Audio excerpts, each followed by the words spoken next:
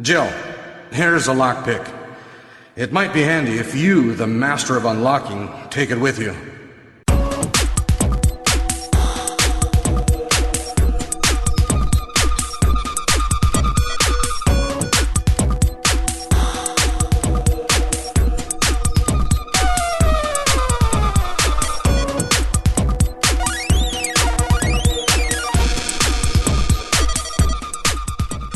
Hey everybody, this is the TMG Podcast. This is episode 6. This is Carlos. With me is the usual, Will. Hey, what's up? And Mickey. Hello. And today we're gonna be pretty much continuing what we talked about last episode, which is focusing on the survival horror genre. Last episode we talked about Silent Hill, pretty much our first experiences of the genre in itself.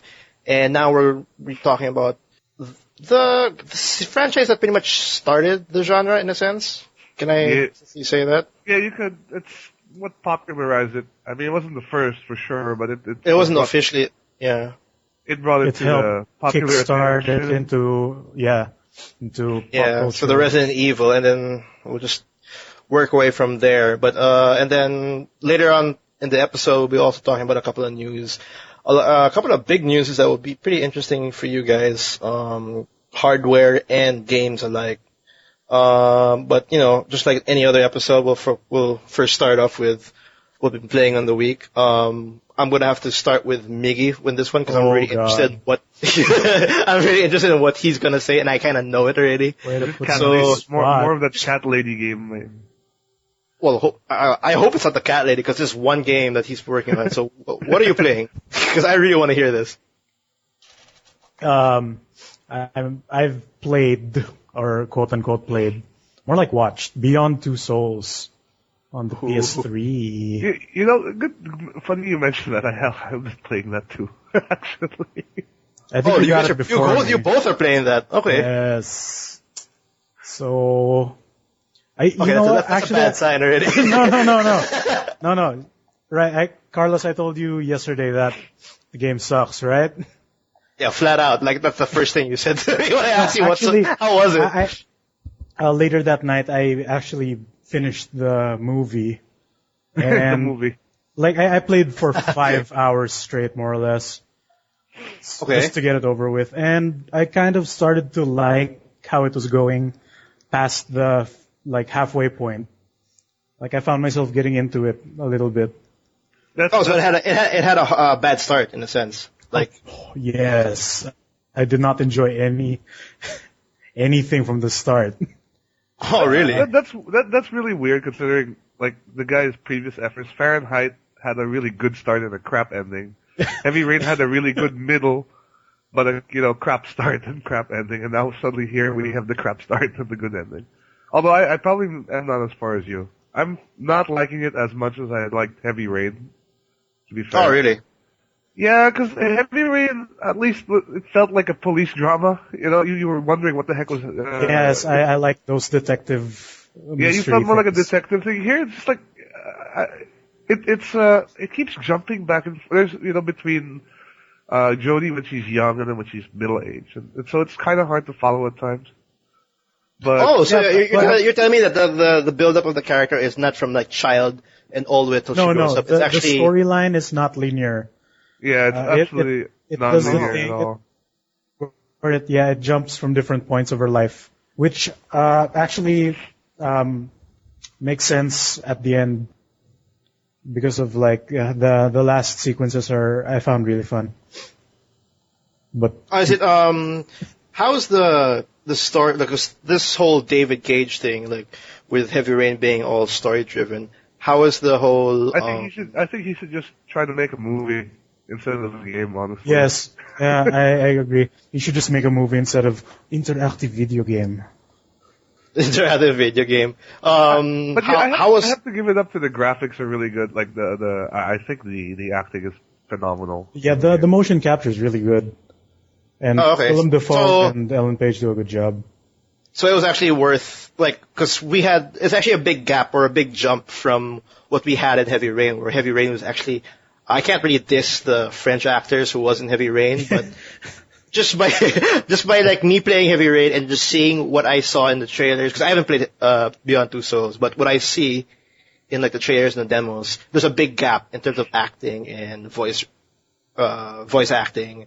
And does it help a lot, in a sense, to the whole story? Yes, it's like the acting is really good. Like the kid who plays Jody does a great job, unlike those non-American French kids in Heavy Rain, which do a horrible job voice acting. And the supporting cast I find is also pretty good. Okay. The pacing is just weird. Like at most of the movie, like, oh, these characters don't really matter. You think they're gonna disappear, but suddenly, we matter now. I don't know why, but yes. God damn. Yeah, the storyline just doesn't feel that as coherent. Although I do want to keep playing it. I do want to see where it's all going to lead up to, but it just doesn't feel as tight as Heavy Rain or even Fahrenheit. Oh, you don't get that sensation, like, or it's kind of there, but it doesn't push you to press that next chapter or stuff like that. Some of the chapters are like extremely short, Okay. which is weird. Then, like, really, the first half you barely get to play, but then you have these segments where it's like an hour long. An hour long quick time event, pretty much. More or less, but with pointless walking and getting stuck between invisible walls. How's the QuickTime events in this game? Like, I consider it as like the evolution of what we consider QuickTime events now. What QuickTime events? There's no prompts. There's not really a lot of prompts. It's hard to describe. You want to talk about the combat of the game? No. Well, that I don't understand the combat. Like, just by seeing it, the whole slow motion thing. So the idea is when it goes into slow mo. Yeah. I think you're given a 3-second interval, which is a lot of time, but you're supposed to move the right stick in the direction of Jodie's limbs. Yeah. So like she's if you wanted to move her arms up to block, you push up.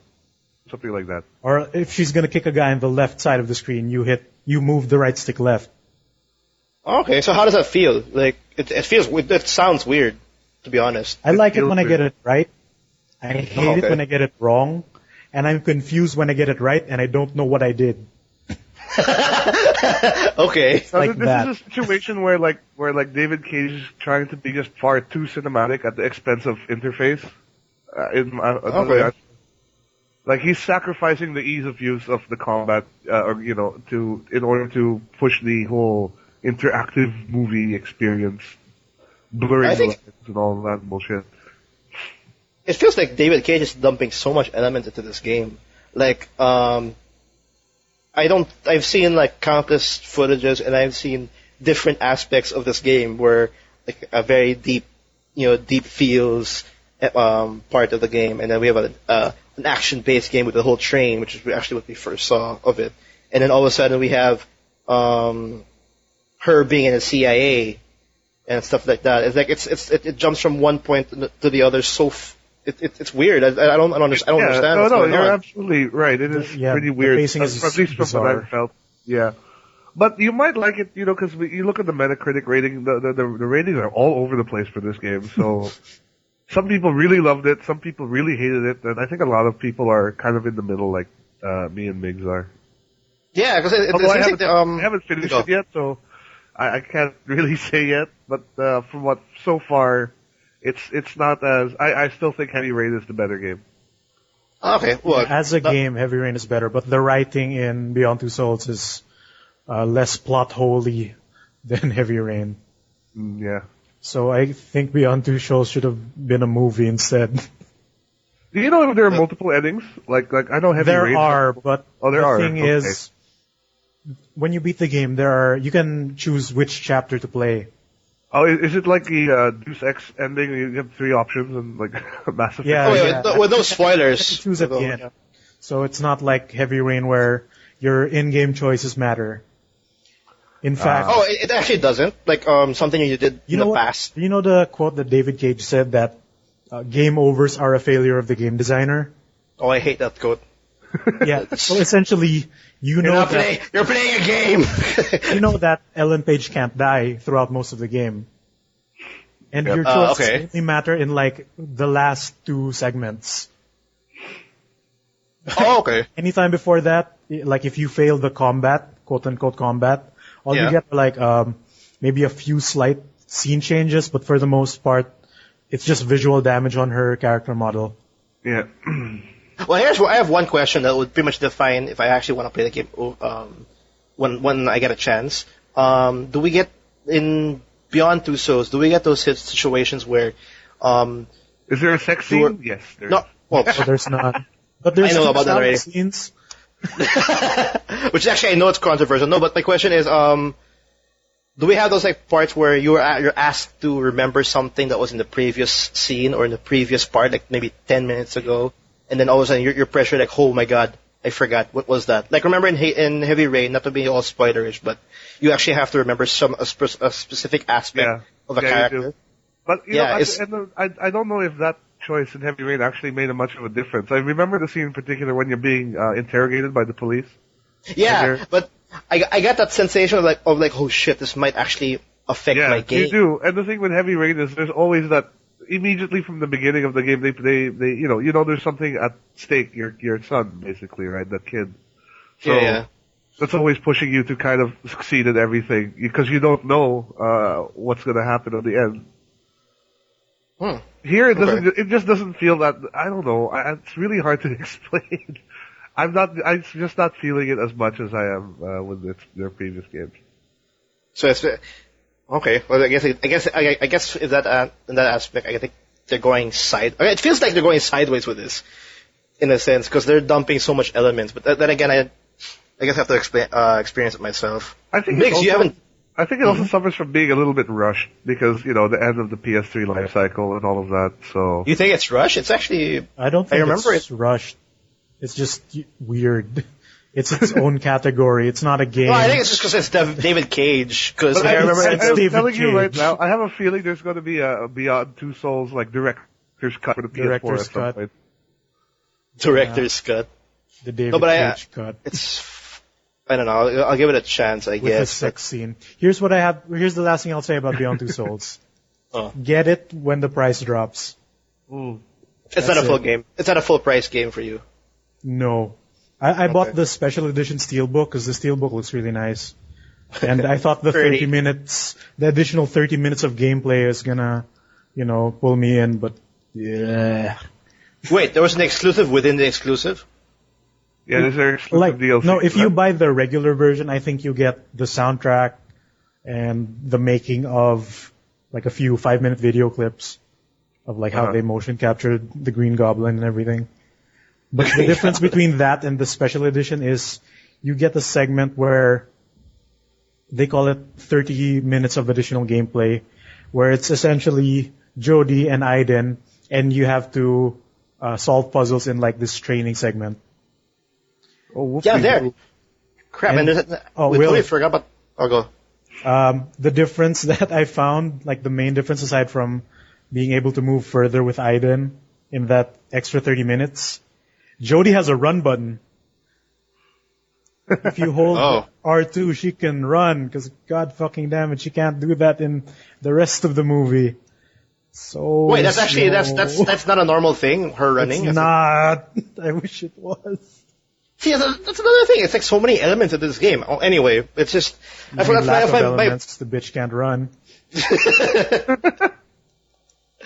Okay, we'll just move on, but that's pretty interesting though, Beyond Two Souls. It's pretty much the last exclusive for the PS3. I think so. As we're entering to the new next gen. The next gen, yep, that's pretty much it. This is the last exclusive, I think. Or the last major The Last exclusive. of Us.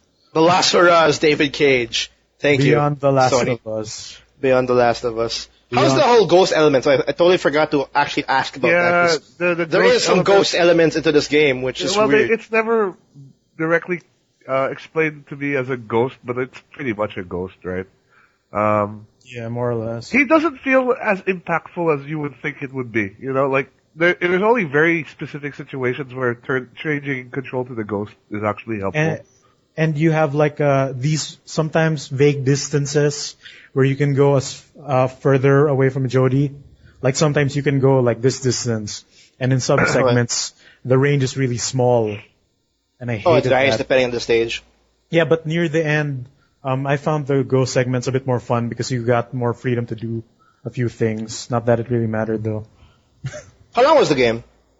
10 hours. Oh, it's a good 10 hours. 10 hours it's of pretty cutscenes. long. It's pretty long. It would be 5 it's if you could run. You're really dreading the fact that you actually had 30 minutes of just running. And you know how like you get stuck in walls and shit, and you can't just finagle your character out since they don't flip. They do this little animation where they have to turn and everything. So it's not fun to control. That's fine. So as a game, it sucks. As a movie, it's okay. Okay, that's pretty interesting. But it'll be funny though that if they engage this next game, all you gotta do is press X for the next scene, and then you're done. You have to press circle to everything. Yeah, and then in the next generation, he just makes a movie. It's just the gameplay completely goes away. He finally realizes his true calling. Yeah. PlayStation But movie. the thing is, like, would something like Heavy Rain or Beyond Two Souls really be, because we're comparing it still to the storylines of other games, but if it's really a full-blown movie, will we start comparing it to other Hollywood films, and how would it really stack up as it has these mystery thriller movie or awards on it, right? The Tribeca Film Festival. That's what I don't understand. Like, how did it win film awards? I don't know. I don't know. Well, because it's still an entertainment medium. So, And I think LA Noire it's still also telling a had story. the Tribeca Film Festival thing. It did. Because I think it was just because of the voice acting on how they portrayed the characters, not because of the story itself.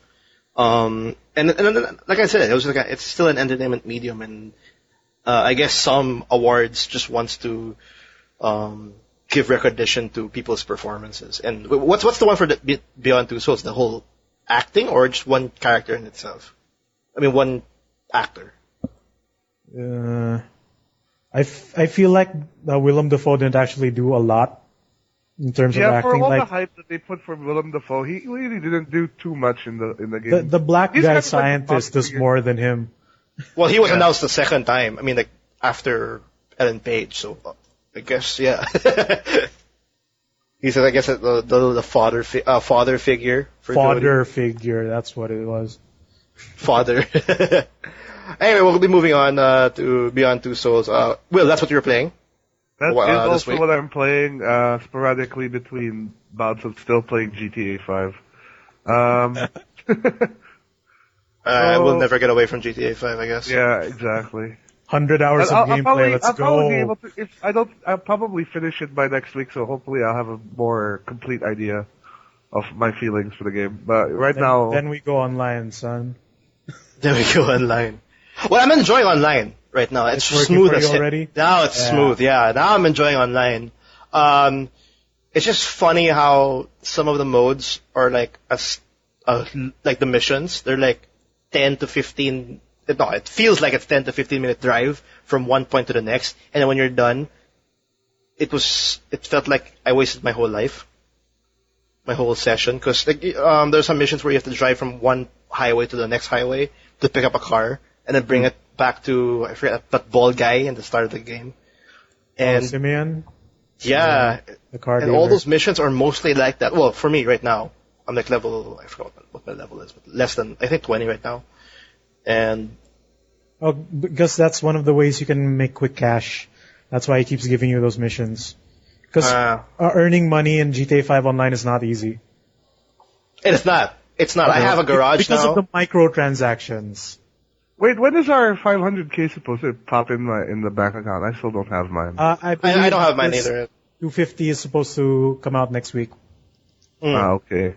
Yeah, we're in an installment plan, apparently. Yes. Like, they'll give us 250 first and then 250 after, if we consider playing more. I don't know. It's funny.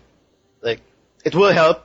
It will definitely help, because like you said, yeah, it's hard to get money in this game. Yeah, I just got my garage. Already. Yeah, I just got my garage. I got my 2 cars parked in my garage, and I bought a sniper rifle, and I'm broke as fuck. Like I have to go to a convenience store and rob someone. Yeah, just so I can teleport to the next mission. Fucking expensive. Boats? Clothes. I'm good with my skeleton mask and my hoodie. I'm all set with that. Well, But my yeah, I'm character's a girl. I gotta make her hot and shit. Oh, your character's a girl? Yeah. Oh, okay. I should actually do. Never mind. Eye candy. Oh, besides GTA Online, like I really want to get out of GTA 5 already. Yesterday, I decided to go to the mall and find a game to like just to play in the weekend. Something that had 2 things that I require.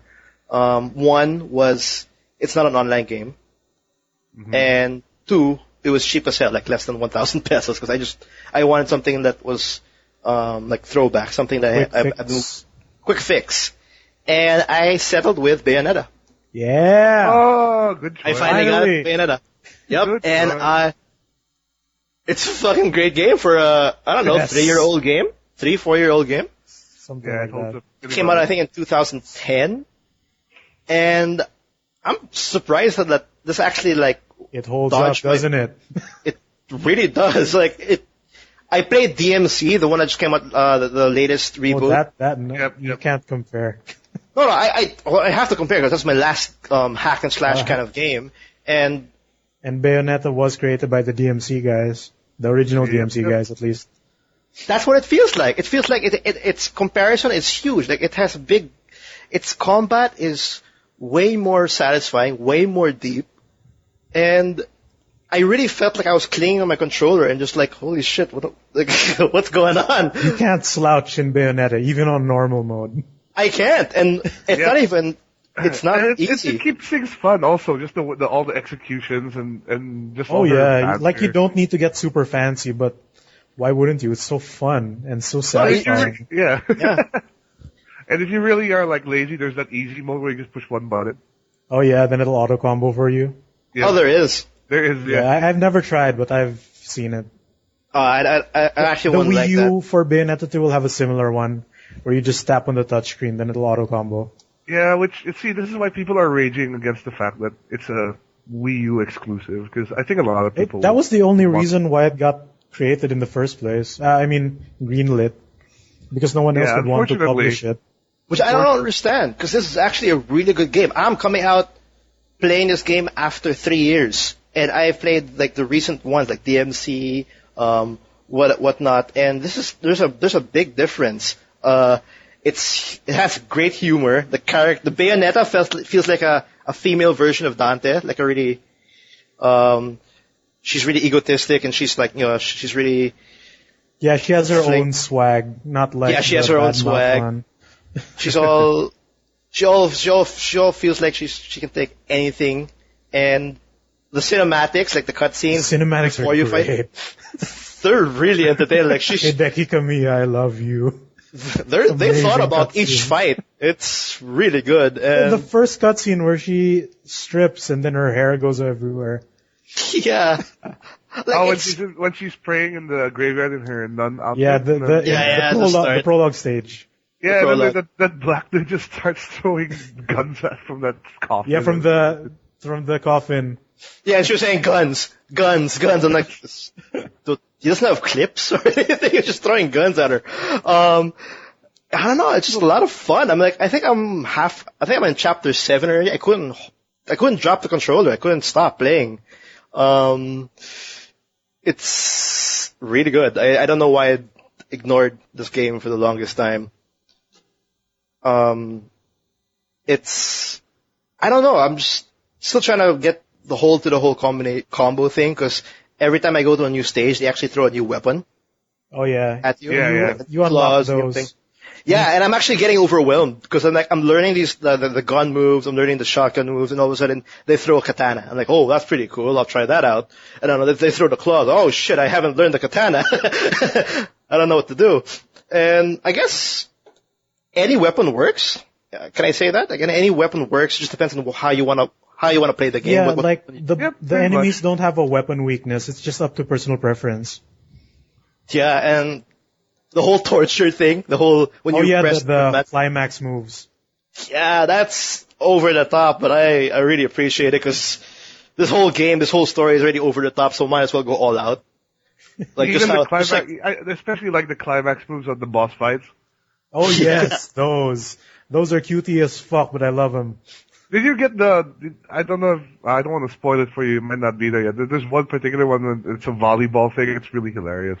Oh yeah, I know that one. oh no, I haven't experienced that, but I've had like I think I had 3 boss fights already so far, and they are memorable. That's the one word I can say. Like, you're going from like I don't know, from debris after debris, doing some weird stuff. Not much QTE, but you're mashing the hell out of those buttons, and then so much things are happening in the screen. It's great. Yeah, but actually that's great because like even though it's very busy, I Yeah. never really feel too overwhelmed because you have you that. still feel you're in control. Yeah, and then like every now and then they put a little bit of humor, especially on the boss fights. Like what's that? Like the last one because I was playing the game right before this podcast, and I beat this one boss, and there's this little like heaven dog that every now and then Bayonetta just throws at the boss, and then towards the end he gets crushed by a truck, and it was wait, yeah. it's pretty hilarious. Like it was every now and then she just does something to that dog, and I don't know, it was a treat. The monsters are actually weird. That's the only thing. Like it's all angels. Some Evangelion shit. Yeah, it's all. Yeah, they're pretty freaky. Like I think the angels, like the enemies here are way more freakier than the demons that you see in like other games. And these are angels, which is funny. It's fine. So, Well, the mere, yeah, fact that they are angels already, like that's what sort of gets people. It kind of makes them scarier because like they're supposed to be the good guys, right? So Yeah. they look all messed up. Giant yeah. faces that talk in weird Giant language. faces that are upside down. With Yeah, they're upside down. With dragon heads for feet. and I don't know. I'm digging it. I'm pretty excited to play it after this podcast. I'm really happy I got it. But yeah, shall we move on Sure. to? Yeah, let's move on to our main topic actually, because Yeah, that's actually a lot already. Like I said earlier, we want to talk about the Survivor Horror. Did I say Horror? Sorry, horror. Well, one game in the series we're gonna talk about made me holler, but we'll get to that later.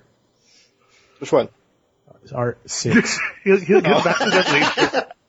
I don't know. Okay, yeah, 6. But we're going straight from the start because Resident Evil is actually literally the franchise that started it all, and I can't really say much. I hope you can help me with this because I only played Resident Evil 1 once, and I can't remember. I only remember like the What start a of the game. mansion. Well, the first part of the mansion. What a And- mansion. But was Resident Evil 1 when it first came out was the actual game that had that whole that still camera concept? That's sort of what pioneered it. I mean, the whole transitioning to 3D, like just transitioning the whole game aspect to 3D. Because there have been previous horror games, right, in the past. Yes. I think this was not the first 3D one, but I think it was what got people to pay attention to it because I think it was the first one on console. Alone in the Dark was a PC exclusive before, so yeah. And there's so much, I don't know, there's a lot memorable about the game, like the really bad voice acting. The live Oh, action yeah. cutscenes. That I remember. They had really bad voice acting. The one that kind of that I remember was like the first time you see the zombie. Oh, like, yeah. that's- The FMV cutscene with the zombie. Yeah, and you see like half of its face, like all Yeah. messed up. It shows you the full face. No. This- Oh, yeah, I it think does. this Yeah. was this was a pretty early game in the PlayStation's life cycle, I think. So it was also kind of a bit of a showcase for the technology for the system itself.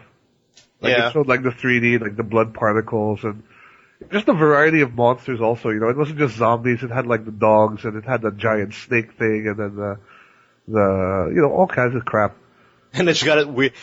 And just like in any other Resident Evil game, it got weirder and weirder as you progress through the game. Yeah, exactly. It got weirder, but what I enjoyed a lot about it also was like the puzzle solving aspect of it. Like it wasn't just like combat, which it seems to have transitioned to nowadays in the series, but there was still That's actually what I miss. There's a heavy element of puzzle solving, like find this key, or I have to do something in this room to activate this room so I can Or find this gem. or push this then- statue here or some shit like that. Yeah, I really miss those kinds of segments in these survival horrors. Actually, it's one of those things that actually defined for me the enjoyment of playing Resident Evil. And I guess as it progressed from, I guess after 3, because 1, 2, and 3, Resident Evil 2, Resident Evil 3, it had the same formula, and then 4 is when they started, playing around with the concept. Yeah, 4 was a drastic change. Right. Drastic. Started the third person thing. Right. Yeah, and but that's you when have we to lost. remember there was a kind of a big gap between 3 and 4. I think 4 Code was, Veronica. 4 was on the GameCube exclusive originally. for it was a 1 GameCube, year. and then it went to the PS2, Yep. Xbox original, and then PC. I Oh, it think. went to Xbox too? Oh, I thought it was just for PS2 and GameCube. I'm not sure. I'm really not sure. I don't remember. I played it on PS2. I remember. But there's a lot of games in between. In between 3 and 4. Like I mentioned, Code Veronica. There's a Yeah, lot and then more. they had like those shooter variations. Like I think some Yeah, around Survivor. That was a around fun that game. time- yeah, That was a around fun that game. time, the House of the Dead series was picking up steam, and so I think they were thinking, yeah, we gotta make a gun game also for Doing something like that. Yeah. Yeah, so they did that, which is Gun Survivor, I think, or something like that. That's the one I I think remember. that's right. Yeah, But moving back a bit, we go back to Resident Evil 2, because I think it's if there's one thing that stood out, for me, was the fact that you actually experience two aspects of the story from Leon and Claire, which is actually something I hope comes back, because that was actually a pretty cool thing where you go to Leon's story, it's the same path but a different you actually went through a different door. well, you know what I you mean? go like a technically, few. Go on, sorry. No, for the most part, the story is the same, but you experience it from different perspectives, and you go through a few different areas. So essentially, you have to beat the game twice. Which I thought that was pretty fun. Like for me, I played Leon, and then that was pretty cool. And then I just with Claire, and that Claire campaign had its own disc. I remember it came with 2 discs. Yeah, and the And- characters would have You their own could- weapons. You could argue that was the same thing though with Resident Evil 1, because I remember you could pick either Chris Redfield or Jill Valentine Oh yeah, as your main Yeah. character. Then you start off at different points in the mansion. Yeah, and then you have different strengths and characteristics, etc. Your inventory was different, I think, also. So, The starting weapons were different as well. yep. Yeah. But I know. And I guess after, because 1 and 2 had that, and then that's where it stopped, which I think is sad, because I really like that concept where it's 2 different paths, 2 different perspectives. And then in 3, we had Nemesis, Jill basically, yeah. with Nemesis, which is, I forgot, remind me, isn't there something before Nemesis, or it's just, Well, the it story- really went from 1, 2, we and 3? actually explained this last time, but Nemesis was not supposed to be the third game. Yeah, the third game was supposed to be Code Veronica, right? Yeah. And I think it was because they had a deal with Sony that they Sony. needed to release 3, or Numbered 3 games. Resident Evil titles that have a number in them. So they had to turn Resident Evil Nemesis into Resident I remember. 3 Nemesis. Did you like Nemesis? Nemesis was actually the first RE game I played. Oh, that was for you. Really? Okay. It wasn't the best one for sure. Like 2 was, I thought, was a better game. Yeah, I have to agree with that Resident one. Evil 3 was already the start of, we started to see a bit more of a combat mechanic in there. Like there was, the dodge function was added. Oh yeah. Oh yeah, the dodge. There was Which I bullet loved, match- because you could make Nemesis was bullets horrible. stuff. You And make it- bullets it- and Yeah, it was weird too because it didn't continue the timeline. Like it took place before the Raccoon City incident. Uh, If, during- yeah, it did. It before and did. during. Yeah, Yeah. Oh yeah, you're right. I forgot about that. Because actually, like the timeline between the trilogies, like 1, 3, and 2, in a sense. Yeah. Because we all know what happened to 2. And you're right. Like the two character scenario was forgone basically. And the game overall felt a lot smaller. It was a lot shorter, smaller in scope than the first two games. Because without that aspect of having different perspectives. But after the third game, we then move on with Resident Evil. No. Code Veronica, basically. Code Veronica. That was a pretty good game. I played that game on the Dreamcast. When I had the Dreamcast. And that was... Actually, I think I liked Code Veronica more than 3, to be honest. Like, we're at now 1, 2, 3, and Code Veronica. If I had to stack it up, I have to put 2, and then Code Veronica next. Well, Code Veronica was supposed to be the real RE3. No, I know, but I just like I like the setting, I guess. The mansion with the brother and sister. Yeah. But there was nothing groundbreaking about that game. It was just another Resident Evil game that had nothing. But it did have more of a focus on plot. I think that one had a bit more of a coherent plot than the other games. Like the other ones were all about like Umbrella, it was all about Umbrella Corporation. Veronica was to start more of exploring more of the individual characters, I think. Okay, yeah. Well, that's my feelings at least. You can, if you have a different point of view. No, for me, I just thought it was another Resident Evil game, which at the time, the reason why I liked it is it's perfect. It's just what I wanted. Like, that's what I wanted out of a Resident Evil game. Like what Code Veronica provided. But what they gave after, which is Resident Evil 4, aside from all those spin-offs with the whole Outbreak or other games that try different. Yeah, all those little light gun games and there's like a Dead Aim game, and they actually released Resident Evil 0, which I never played. I don't. On the GameCube, we should mention at this point also that there was a remake of the first Resident Evil. That was really good. Which was actually quite good. The remake. That's what the Resident Evil 1 remake. Was that in GameCube or in Dreamcast? It was in GameCube. It was a GameCube remake. Oh, that was pretty. Which is actually I think pretty weird, actually. Because that's actually Nintendo. It changed a few things. It was still directed by Kamiya, I think. Changed a few things from the original. The graphics were overhauled. But it was a great way for newer players to jump into the series at that point in time because Resident Evil 1 was, I think, from 1996, and this is already around 2002, 2003. It's blocky as fuck. Well, everything was blocky as hell, man. Yeah. At that point, it was like 2003. No, but RE remake looks really good. Like the lighting. Yeah, the thing with remake is that it had the same graphical capacity as, say, Resident Evil 4, which was, I think, around the same time. Yeah, I think it was essentially the same engine. I didn't play the remake. Did they add extra elements to the gameplay, or they just kept the gameplay as is, like the content? As far as I know, aside from like the core gameplay, you can like in RE1, you could aim, but you couldn't turn and aim. So that's essentially what they added. Well, they the rest of the game is more the same.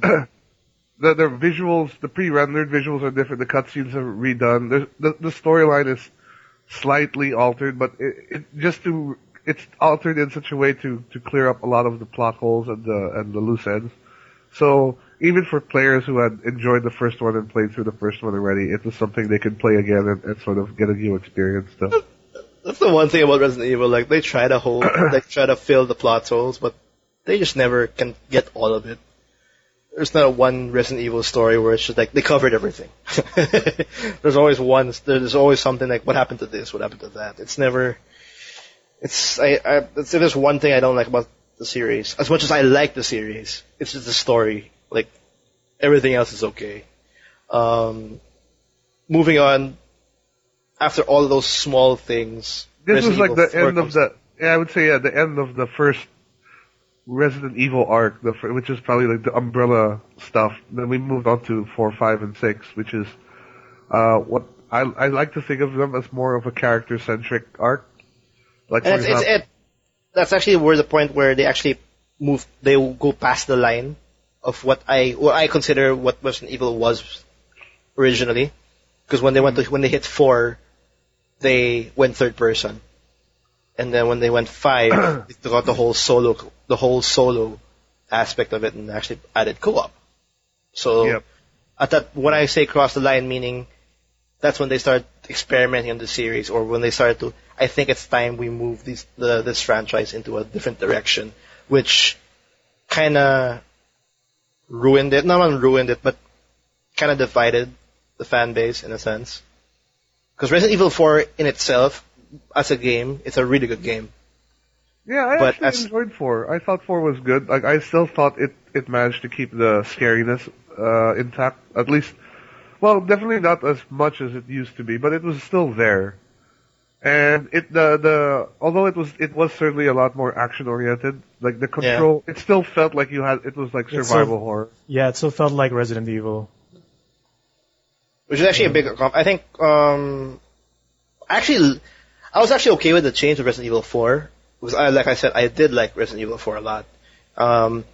But I guess after the 4th game, what the changes they added as they moved forward is when they kind of, okay, that's enough for me. Resident Evil 5 was just completely action based. And I liked it because I was playing with a friend. Because that's when they added the co-op thing. It's actually fun co-op. I played it through co-op as well, and it was enjoyable, but it certainly wasn't scary anymore. That was the thing. It wasn't scary. It didn't feel like, okay, I have to save this grenade launcher because I might find this huge monster I have to worry about later on. No.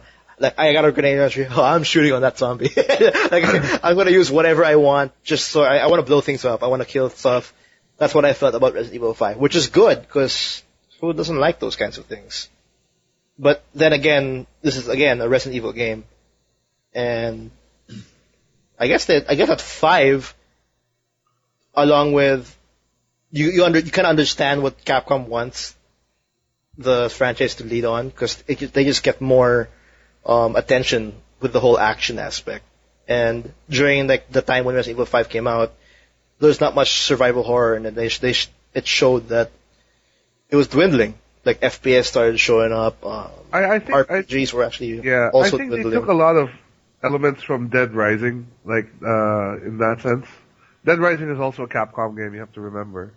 So they kind of saw that the success of Dead Rising and figured like, okay, Resident Evil's about zombies too. So what about that series made it sell well, and what can we take from that and put in Resident Evil? And I guess it just emphasized more again the action aspect of it more so than the because even Dead Rising wasn't scary at all. It was a lot of fun. Yeah, it was. It was a lot of fun, and I guess that's what I got out of RE5 too. Like, I completely ignored the story and just kept going forward because I wanted to kill stuff with my friend. That was RE5 in a nutshell for me, and that was okay. But I remember guess RE5 also had a bit of a controversy because of how it portrayed the second character, Shiva. Like she was, they were saying like, oh, she's such a stereotypical black woman, or stuff like that. that's just gamers being gamers. That's what it is. It is pretty much people being people. Or like, oh my god, look at how they're portraying African people. They're all savages and cannibals and whatever. They're all zombies. Yeah, they got that with RE5. Like, yeah, I remember that. Which is, I think it's like the first half of the game, and like the second half completely had a 180. Complete 180. All of a sudden, it just started going weird. After a while, you're playing it, you don't even think of them as African people. They're like, okay, they're just zombies. You don't care if they're white, black, whatever. There are zombies in Africa. Yeah, that's all it is. There's zombies in Africa. I remember RE5. I was actually just, when I was done with the game, I actually just went around with my infinite ammo of what I forgot, like the crossbow or whatever, and I just had fun, like just killing stuff. Like, the combat was okay. And could sidestep, or strafe. I mean, yeah, you can strafe. But you can actually feel like it just wasn't Resident Evil anymore. That's the thing. It was like it was a whole different beast. And when they moved on from then, that's when they went too far, I guess is what I can say, to the point that might as well just take out the Resident Evil name and just make an action game. Well, before we hit Resident Evil 6, they had Operation Raccoon City, which I don't know if you Which ever is the played, same Oh year. my god. Operation Raccoon City. which was like the multiplayer attempt at RE. But it actually wasn't the first multiplayer. I think there was a earlier Outbreak on attempt at it, PS2. which was Outbreak, yes. Resident Evil Outbreak. Oh, yeah. I guess that's Outbreak was ahead of its time because, playing online on consoles wasn't a thing yet. yeah, for sure. RE5's online was hilarious. Like when you're walking around in RE5 and all of a sudden you see another guy, and then you both stop and aim. And then you're shooting each other. Like that was hilarious. Like whenever you see someone, we both stop, we aim, and then whoever has the best accuracy dies, I guess, or wins. But Operation Raccoon City, I bought that game day one. I was excited for it. Because it was 4-player co-op. Who doesn't like 4-player co-op? It looked good. I'm not too sure how I can define why I was really excited for that game. But I shit you not, I sold that game the day after I finished it. Oh, really? Which is the day I purchased it. Because the single player was only like 3-4 hours long, from what I remember. And I was playing with a friend and another, I think 2 of my friends, and we were on Skype while we were playing it. And we were not talking at all. We were not talking at all, I remember. There's no need to talk. I mean, There was none. And then I think that the only time we talked was when we saw a bug. Because there was that point where we had to fight Nemesis, and my friend, we were laughing because we found this spot during the Nemesis fight where we just crouch and just shoot his head, and no matter what he does, he won't move. He can't hit me. He can't move. And then my friend was like, hey, look at this. You can't do anything. You can't do anything. You broke the game. We broke the game, and then I was like, halfway through the game, and when we finished the game, that's when we started talking because of how bad it is. Because at the end, the last cutscene, we had no audio. None of us. Oh my god. And we were like, can you hear anything? Like, no, I can't hear anything. And then my friend just blurted out, I don't care. I don't know what the hell is going on anyway. I'm just going to press start. Tell me what happens. And then, I don't know. It was horrible. I don't know how to explain it. I don't know how Capcom decided that this would be a great approach for Resident Evil co-op version.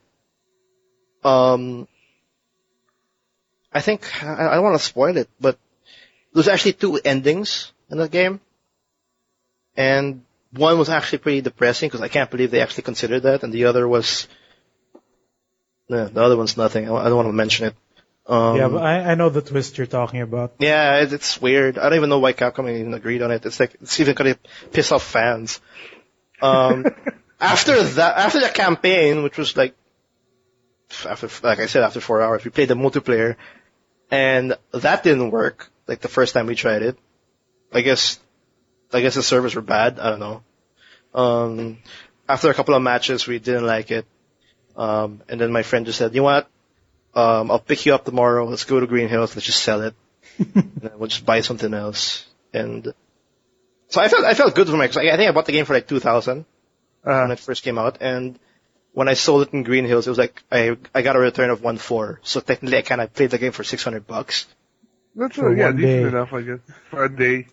For a day, but thank God, because even I can't justify 600 pesos for that game. That was horrible. I was so disappointed. And that was like the first half of that year. And during the second half, Resident Evil 6 came out.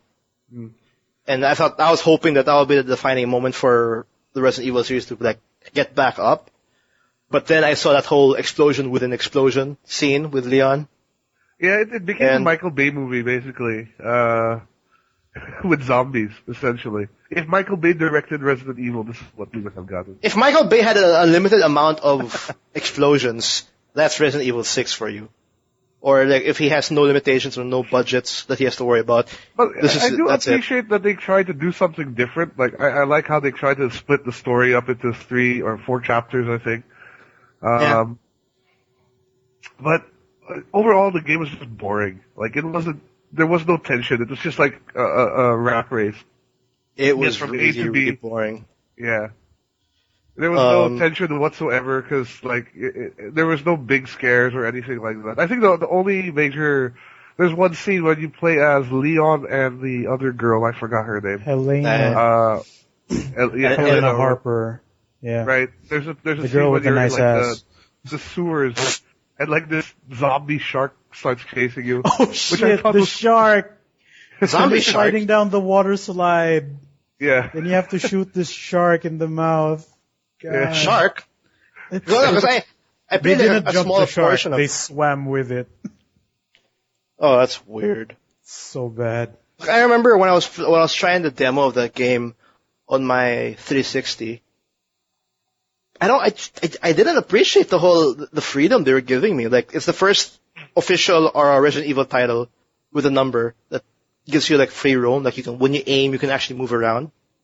Oh yeah, modern shooting mechanics. Yeah, the modern shooting mechanics. And then I just didn't appreciate the fact that I can like do other like so random stuff that anything that goes in my way is completely easy and dodgeable.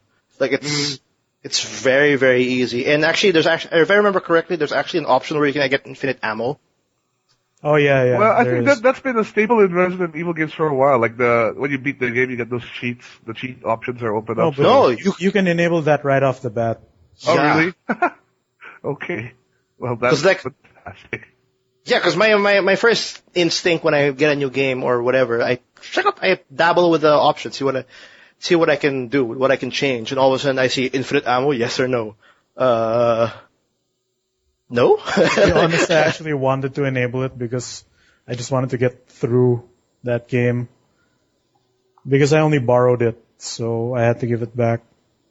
Yeah, I think the only thing that was like on that that had the Resident Evil essence was just the name and then the characters, because everything else was completely different. Like it's very action oriented. The cutscenes are very Michael Bay-ish, like you said. There are QTEs that didn't matter. Yes. There's actually a cover system for Chris's campaign, which again, it's another becomes like a Call of Duty version of Resident The Evil. cover system was really, really useless, though. It was really clunky to use, and more often than not, you get stuck on a wall you didn't want to be stuck on. There's only specific. Terrible. I didn't There's even only know there was a specific cover walls, too. mechanic. There is, and I don't know. Like there's also Wesker Jr. Oh, the Wesker third Jr., campaign. yeah. Yeah, and I don't know. It was like a mixture of things that I didn't want to happen in Resident Evil, and Well, I think in a way they went totally off on one direction and it just doesn't work. But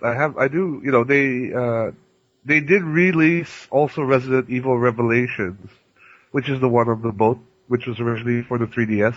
originally for the and then- 3DS, and then later Now on ported to the PS3. PS3. Yeah, and that was really good. I really liked that one. that was a really good game. Because you're back, you're on a boat, it's dark, you don't know what the heck's going on, and it was scary again. Like so. I heard that when Revelations was being made, that was the original supposedly game was that game was supposed to be RE6, but Capcom decided no, we're gonna make something else. See, yeah, So that's it's just like, yeah. So are you saying it's more of a corporate decision that causes to get the RE6 that we have now instead of the?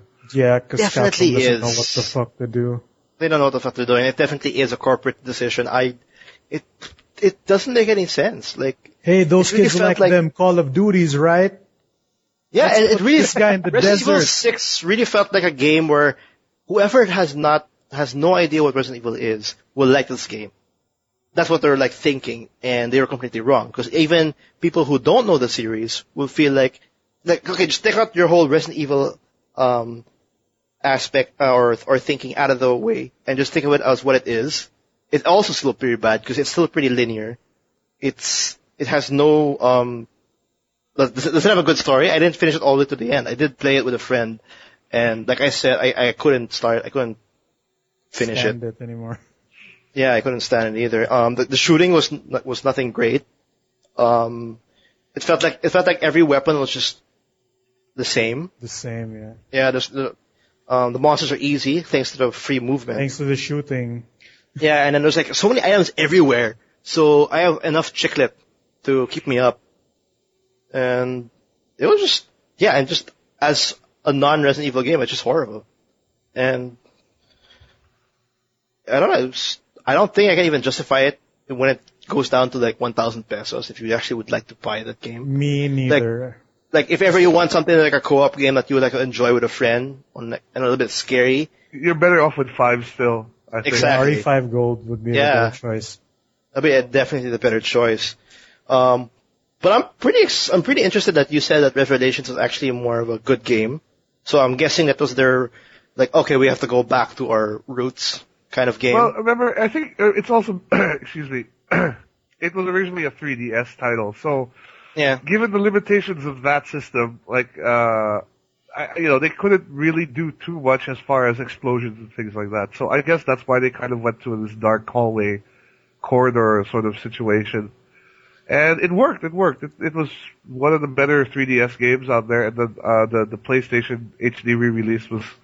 I don't know if that one sold as well, but it's probably the definitive version to get if you still want to give it. Did it have co-op as well? Like you can play the other guy? It has no co-op though. Oh, that's actually a big plus for me. Hearing that, I might have to check that out because I actually. Do they have also puzzles? Because if they have puzzles, I'm gonna get it. Like.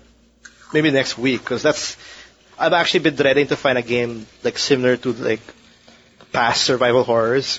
Because yesterday when like I said, I was looking for a game that's a single player and not an online game. I was hoping I'd find a survival horror game just to stay true to like it's October and Horror Fest and all that.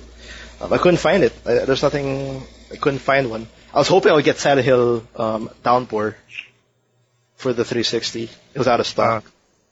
Well, again, like I think one thing is like a lot of the better horror games nowadays are really the indie titles, and they're mostly on PC, from what I've seen, or like they're Xbox Live arcade titles. Yeah. Or they're not big games, but they're very small, strong narrative, strong atmospheric type of games. And those are the games, like the Cat Lady game. I thought that was great, actually. You played it? Tried it. There's a demo on the site, so you can try it. Yeah, I also included the link. I think it was May's Let's Play. I linked it in the last previous episode. It reminded me of Phantasmagoria. I'm going back to Phantasmagoria. Like its layout when I saw it, it reminded me of that. I'm like, okay, that's actually pretty cool. It's a browser based, right? Because I still haven't had the time to check it out. But yeah, I guess when Resident Evil it's a bigger franchise now. I guess they were forced to change it a bit because that's what happens when something gets famous. It shows time and time again. Resident Evil is definitely one of the most successful franchises ever. I mean, it's got how many movies already? It's got a lot of these little spin-off light games, gun games. It's got a comic book, I think, so there's a lot going on for that series, but I think somewhere along the line, they've kind of lost the basics. They've gone more towards the action side. So hopefully the sales and the reviews of Resident Evil 6 will be a good wake-up call for them, and with the next generation just around the corner, hopefully Resident Evil 7 or whatever they decide to make will be, amazingly back to scary, whatever. And there is resumes popping up saying that they're actually working on the next project already, RE7. So most probably the next gen. Obviously, there's nothing being shown, but I think Capcom's already looking forward to what's next for the series. Hopefully, I think the last thing they said that they do feel that they have to go back to the roots, but it all depends if they will do it, because as much as they say that as much as we say, sorry, that they kind of lost their roots, I think with this franchise being such big as it is, I think they just decided, let's make it an action flick, because it's still a corporate decision. It's like it's more money, like you said. Well, remember they also lost Hideki Kamiya, so that's a big, that's definitely something also that's I think caused them to lose a bit of their touch. So the creator of Resident Evil, which is actually working on the Evil Within now with Bethesda. Right, exactly. The Evil Within, which seems to be a spiritual successor to the RE4. original concept of Resident Evil. Yeah. Yeah, it's getting at Resident Evil. Well, for me, Resident Evil 4 vibe. For me. Yeah, the Fourth camera one. angle and the everything. And the pitchforks in the cabin. But yeah, I guess well, as you get famous, you just lose you shift into different directions, because that's what also happened to Dead Space, the Dead Space franchise. Become an action game when you become famous. Yeah, you become an action game, and I think that's something though that pretty much every survival horror game has transitioned though. I mean, for most of the major series, except Silent Hill. It's all Silent gone Hill became towards- action oriented once. Yeah, with it's Homecoming. all gone action oriented, or at least more action oriented than it used to be. And I'm not sure if this is because of just sort of changing with the time sort of thing, and we're being old men, like reminiscing about the good old days, or people are just saying, oh, there's all this new technology now, so now we can make them do this and this and this that we couldn't do before. All And the it ends up- explosions. Yeah, and it ends up diluting the game, but I think it's a good time for these survival horror developers to just reevaluate how things are going. Band together and make something great. You have the next generation of technology coming up. You've got a great opportunity here to bring out something really creepy and scary, and show that gaming is still a very good platform for the for horror in general. Yeah. Well, that's it for Resident Evil for now. We'll continue more about the horror genre, because There's next still a lot to episode- talk about. Yeah, there's still a lot to talk about. Yeah, because that's Resident Evil in a nutshell. Like, if you guys have any concerns or something that we missed, like, go ahead, hit it in the comments or email us. But I'm actually not going to stop here. We actually want to talk about, like, because there's still Dead Space. There's a Like, lot. There's Dead Space. There's Fatal Frame. There's there's Fatal Clock Tower. Frame. There's a lot. God, Clock Tower. I forgot about that. Should have been in the last episode. But Indies. these are sorry, yeah. So there's a lot of these smaller survival horror franchises that we'll try to cover next week to round off our October survival horror series. So we've talked already about the big two, which is Silent Hill and Resident Evil. And I think these two series have a lot on their shoulders, though, because at the end of the day, every survival horror game is going to be compared to them. They're pretty much standard right now, right? I mean, their brand name is so strong, so people can't help but think, top of mind, survival horror. Oh, you mean Resident Evil? Oh, you mean Silent Hill? Yeah, as much as they like for example, Resident Evil strayed away from what it was. When you find a survival horror, like, for example, when Dead Space first came out, like, my first reaction when my friend introduced me to Dead Space, like, is it like a Resident Evil feel, like, where you have to survive, like, do item management? Yeah. That's exactly what Dead Space was. It's just more in space. It's more in space. But yeah, that's literally the stamp. That's why Resident Evil is so big. It's because it defined, and it's an instant comparison to whatever comes out in the future. And I think that will never change, as much as No matter how bad it becomes. How bad it became. It's already bad in itself. So that's pretty interesting. I think we'll take a break. Sorry, before the break, like, one last note is, I think the one thing that Resident Evil suffers from is that they're the characters of the game. I mean, they're all individually good characters, but their story has been told already. So there's only so much more you can do with these characters before they start feeling a little bit overdone. Yeah. Like what more do we really need to know about Jill Valentine or Chris Redfield or those guys? So maybe an idea for now is maybe introducing a slightly new cast, which will be awesome. Which will be tricky because these the original cast is still very good. So it would be awesome though if they why don't they just go back to like I don't know somewhere in between the timeline. Zombies are back. Completely new characters, a different perspective of, for example, Raccoon City, them trying to survive. You know what I mean? Like, it's Raccoon City on like the opposite of where Leon is, and then they're just trying to survive, they're trying to do their own thing, and then that's an okay game in itself. Just like how Silent Hill is always in like Silent Hill, but it's different characters. Different perspective, different stories, because like you said, you're right, they keep on spinning and spinning these characters like Leon, and Leon being more cockier as the numbers rise and like stuff like that. That's a good turn, and hopefully I see that in like the future Resident Evil titles. But they did that already. It's called Outbreak. Yeah, but technically, Outbreak wasn't. Well, was it like traditional Resident Evil? Yes, it was. It was the multiplayer though. Yeah, it was more of a multiplayer. I'm talking about like different characters, different perspective. But in a Resident Evil 2, or if they really can't go back to their own roots, Resident Evil 4 at least.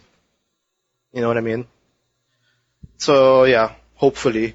We'll take a break here. This is where our whole survival horror segment stops. We'll continue more next week.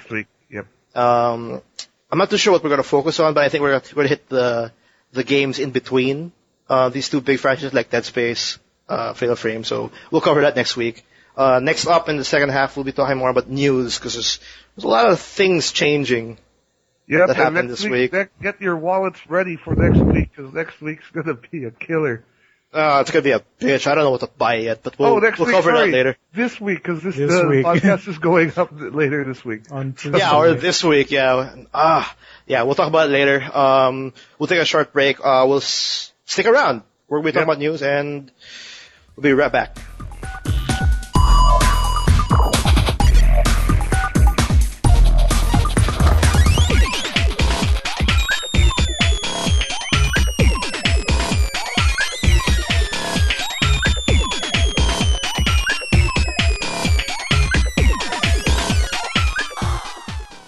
Hey, and we're back. We're back. From a real, very a long break. Samurai Jack. Survival horror done. Games we've been playing done. Next up with the news. What's with the news this week? Actually, a lot. Oh wait, before we do that, like just really quick. Since we talk about like survival horror, if you had to save one Franchise? Yeah, let's say one franchise. Would it be Silent Hill or Resident Evil? Will? Silent Hill. Silent Hill. Sorry. Oh shit! I thought it'd be an interesting question because I would also go Silent Hill. No one picked Resident Evil. That's so is sad. Is that the only two choices though? Like, I wouldn't. No, because like we covered like Silent Hill and Resident Evil. I was just like, I wanted to throw it out there. Like, if we had to save one out of the two, well, the thing big about franchise. Silent Hill is like what I find that what makes it a better as far as a scary game is that the protagonist is a regular person for the most part. You know. That's true. In Resident Evil, you're freaking special operations, ex-policeman, whatever dudes. I consider Leon a Stars. Yeah, right. Stars or whatever Stars. special. I consider Chris a superhero already because he's in Marvel With those Capcom. biceps. Yeah, remember the scene in 5 when he punched a boulder? Oh, you have to repeatedly press A to make him constantly punch that boulder for it to move. That's amazing. Well, anyway, I thought it would be interesting. Apparently, we're all Silent Hill. Yeah, because Silent Hill is more of a horror thing than RE. Yeah. RE is a biohazard. A biohazard thing. But yeah, Chemical news. First up is actually something I'm not so surprised. They announced that Watch Dogs has been delayed for next year. Yeah, it's not early 2014. It's actually spring 2014. I'm both sad and happy at the same time. I'm sad and not surprised. I'm sad because I want to play Watch Dogs. I'm happy because I don't have to buy it yet, and my wallet's already kind of light. Actually, yeah, you saying that, I actually kind of agree, because there's a lot coming out in November. It's like, I most likely have to burn my wallet and get a new one. It's going to be horrible this year. But yeah, Watch Dogs is moved to spring 2014 because they want to polish the game more. And that's perfectly fine with me. Like, I'd rather them delay it rather than push it out unfinished just before launch. Yeah, I'm always up for polishing the game. And It's the same. the way Ubisoft has hyped Watch Dogs, I really doubt it would suffer too much from this delay at all as far as sales. It wouldn't.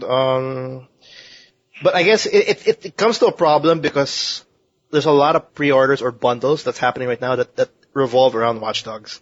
That's true, yeah. I'm seeing a crap load of, like, for example, Amazon or what other retail stores or online stores all of a sudden, like, shuffling really quickly to say, okay, since Watch Dogs is delayed, here are your other options. Like, you can either go Killzone or whatever, or Dead Rising 3, because they bundled Watch Dogs. It's the first and the biggest multi-platform launch title for this generation. And sadly, it's one of the launchers for next gen as well. Yeah, and it's moving out of the window, the launch window.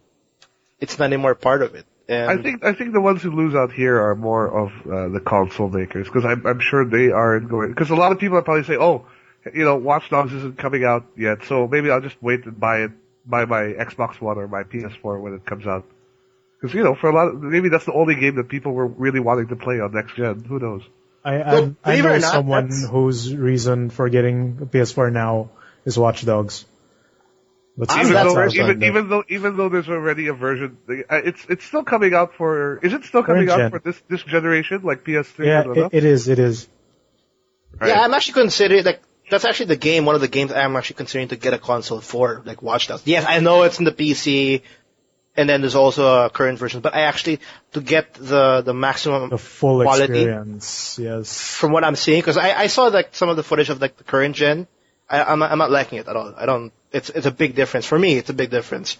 And I know my PC won't take its Ultra, because I've seen already the specs. I don't think it'll take it. I don't want to stress my... You don't want to melt your rig. I don't want to melt it. Like, my rig is good enough, but if I hit Ultra, I might see a little bit of hiccups. So I want like the full like experience without much of a problem. And of course, going PS4 360 is the best way. Sadly, it's not. Sadly, it's moving to next year. So I'm actually now having a hard time considering getting PS4 and Xbox 360. I mean, Xbox One, sorry. And yeah, that's really weird. I guess it's just pressure because it's only a week's away for PS4 and Xbox One to come out. Weeks away, yeah. It's. I never thought this would come. And this is not the only game. Like also Drive Club. Drive Club is delayed as well. It also has recently announced that they're delaying it to early 2014. And it's another big deal. Why? Because Drive Club was supposed to be the first ever PS Plus game that comes out free for the PS4. That was many the plan. Firsts. And it's also, I think Drive Club was also supposed to be the bundle for the PS4. And then now they have to shuffle that. Okay. I think there was, yeah.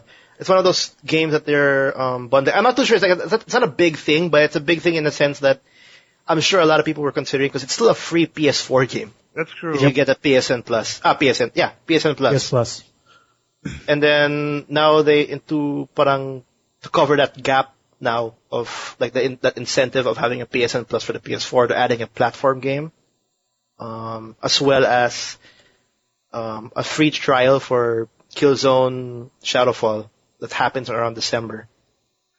So whoever doesn't get it and has a PSN Plus, you can actually try it out around December. But I don't know. I still think at the end of the day, there's more than enough new games for the two next gen systems that these two really won't be. Well, sure. There's Killzone. There's Killzone. There's Killer Instinct for the Xbox One. There's Killer Instinct. There's Rise. There's Knack. There's that Project Spark. But there's nothing like Dead Rising 3 also for Xbox One. Dead Rising 3, right? It's nothing. I don't know. Like Watch Dogs is actually for some reason for me that was the one thing that I wanted. Everything else is white noise right now for my launch window, for a launch title. Like there's nothing right now that's pulling me to a console. Like Killzone, Shadowfall, I'm a Killzone fan, but it's still Killzone. And Dead Rising is still Dead Rising. There's not something big for me. New IPs for new consoles. Or a defining IP for that console. Like, if it was a new Uncharted. Like, if it was Uncharted 4 coming out. Or a new Naughty Dog game in general, right? Yeah, because like, for example, for me, the reason why I got my PS3 3 years ago was because I wanted to play Uncharted 2. That was when I saw it in E3, I was like, okay, this is the game that would make me buy the PS3. Right. And right, yes, right. I got that PS3 just for Uncharted 2. And then, that's where everything lied. I'm still looking for my Uncharted 2 right now for like the PS4 or the Xbox One to really pull me to cash out the for hype $100. game of this console. Yeah. And you're saying Watch Dogs was like that game for you? Like For me it was, yeah, but now it's like gone and like, I don't know. Yeah, but that doesn't mean anything. It just means that you won't buy it at launch. You'll probably end up buying it like when Watch Dogs comes out. When they reintroduce the package. Yeah, pretty much. But it's like in terms of a corporate aspect, Right. that's kind of gonna affect them in a way. I'm not too sure, but it's definitely it's definitely gonna be affecting the launch because they're all about the launch, and as much as other people's, well, yeah, of course we're gonna buy it next year. We're still anticipating what that first 3 months or that first month sale would be, because this is 2 consoles coming out simultaneously in 1 month, and we haven't. The launch window is important for a new console. Yeah, very. And then I don't know. For me, I'm also excited to what the outcome would be, and this is definitely going to be changing a big factor in that aspect. But yeah, Drive Club, Watch Dogs delayed. Going to the let's stick with the next gen. I'm going to skip one a bit. The PS4 was reported to be around 1,850 in Brazil. US dollars? Yeah. Yeah, that's ridiculous. And that's been a problem. That's been a big problem in Brazil for a long time. Like, they have some ridiculous taxation laws on importing console units there. That's scary. Like, wait, let me whip out a calculator for that. How many pesos that is? Definitely. Definitely. That's almost like 60K, I think. 60. Shit. I think the conversion right now is 44. I'm not 81. Wait, did I do that right? Sounds about right. Sounds about right. Hold on. Yeah. Okay, 1,850. 1,850. I'm horrible at math, so don't laugh. That's why we took IT, 40, bro. For 81,000. Yeah, shit. 81,000. But That's horrible. Isn't that like That's normal horrible. in Brazil?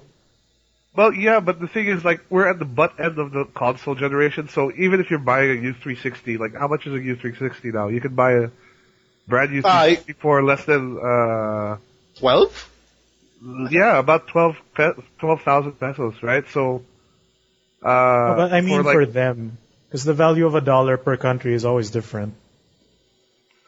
But like for us, it's not so fucked much up for the us. conversion that's causing it to bloat like Taxation. that. It's the taxation of the import.